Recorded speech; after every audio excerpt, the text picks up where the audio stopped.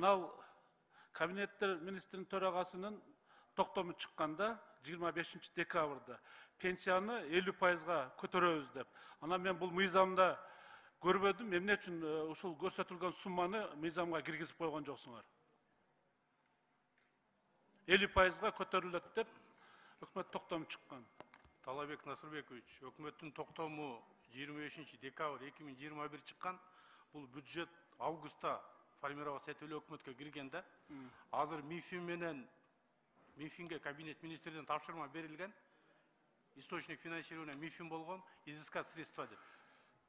Ошону Теңизбай мырза, мен айтып атканым, бул өкмөттүн токтомуна кол коюлду.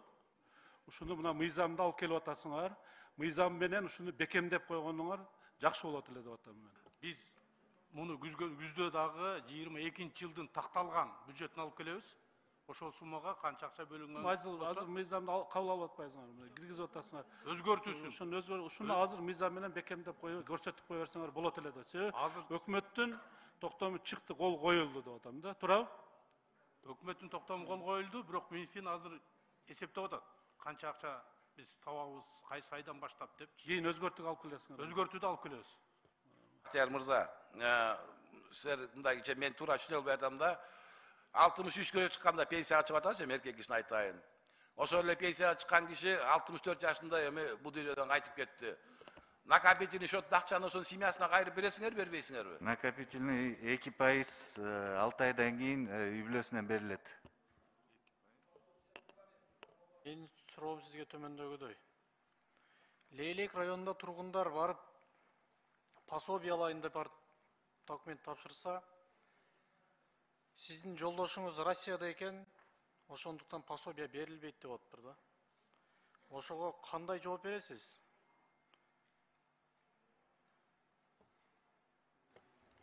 Урматтуу Чыңгыз Ильяс Хаджаевич, тилекке каршы ушундай жооп берген биздин арабызда адистер бар, аны моюнга алыш керек. Албетте азыркы учурда жанагындай санариптештирүү деген саясат бир канча жылдан бери уланып келатат. Ошол ар кандай справка, документ макулдугун берүү, ар кандай бардыгын жеңилдетүү боюнча. Бирок албетте күйөөсү не себептен болуш керек, болбошу керек, балким ал кишинин жанагындай иштеген жери, канча каражат табат, канча ошол үй бүлөнүн кирешесине салымын кошуп алат деген маалымат суратса керек.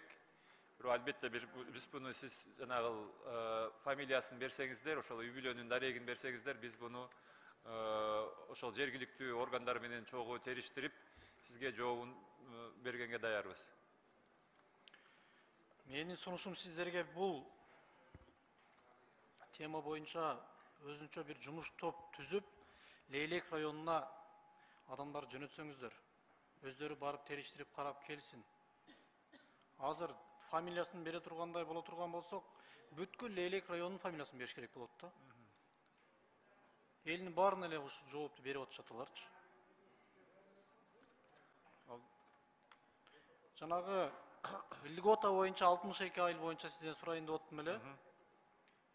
Бул жерде жазылып турат мына 2000 сомго пенсияны көтөрөбүз деп атат. 62 эле айылдачы.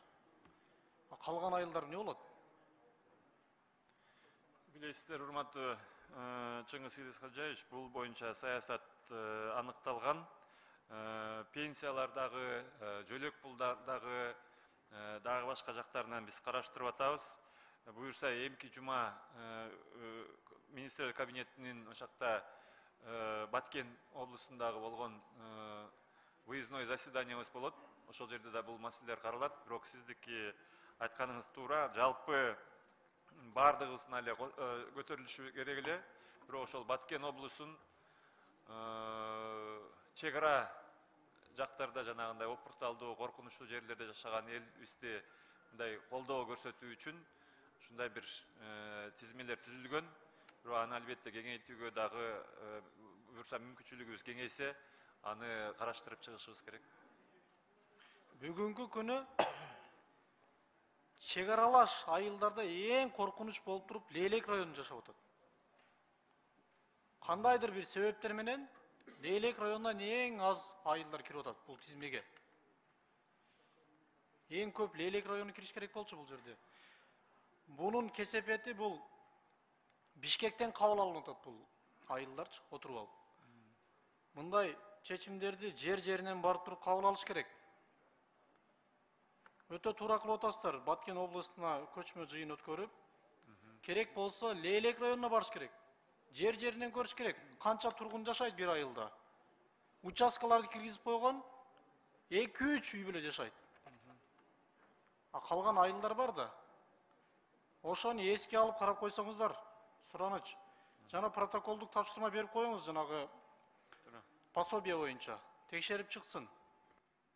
Рахмат.